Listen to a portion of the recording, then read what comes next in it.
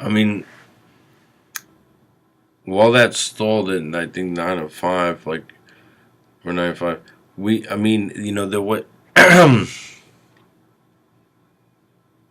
Sometimes things happen that are ironic, but sometimes things in that thing are like a sort of signal. But I mean, we talked about it yesterday. If you want to understand the mentality or the kind of minds at work in the transnational sector, as far as like not allowing any, basically preventing democracy in the economic sense of like not allowing our country to like have an, basically threatening capital flight if we were to like, you know, build our infrastructure, if new production jobs and get a healthcare system that we're under threat, from these, so this transnational sector who wants to, keep all economies completely unprotected and do as they wish. If you want to know the kind of minds at work on the transnational sector, remember what we said last night. Like when our principal, and it still is in a lot of ways, well, since, but Britain has been, the way in which Britain was the economic enemy of our country during the period before the Civil War.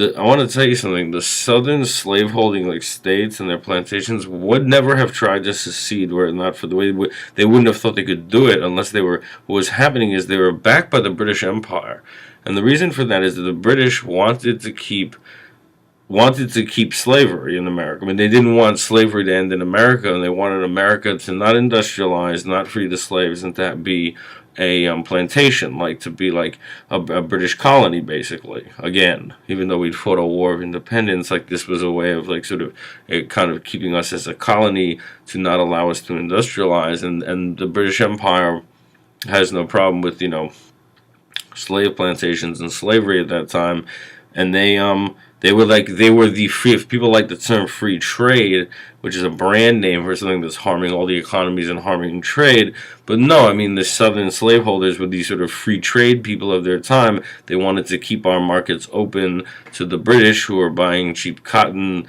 made in our plantations, and that's sort of how I think the plantation slaveholders saw themselves, like, oh, they'll be like, well, the British Empire does this all over. They have people who sit and drink mint juleps and like have slaves and things, and thought that would be just fine.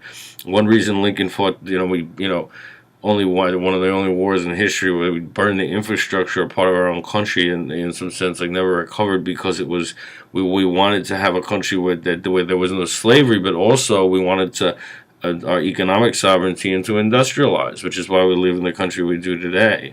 So the mentality, think about just the mentality behind the transnational sector who blocks democracy, blocks healthcare from coming, blocks governments from doing anything that they would see as irrational because it might harm, transnational investors, and they'll punish us with capital flight that'll wreck our economy. That's the real reason we don't have healthcare. It's the same, free trade, brand name free trade mentality that wanted to keep slavery here because they just wanted to use the economy as a place to get cheap cotton. Okay, that's what that kind of imperial mindset is about. That's what these these things the transnational sector would like to tell us has to do with like free trade and open markets. And in reality, it's like it's basically evil. So no, I mean we should have control over our economy, but it might be interesting to put it together that way if you had never heard that.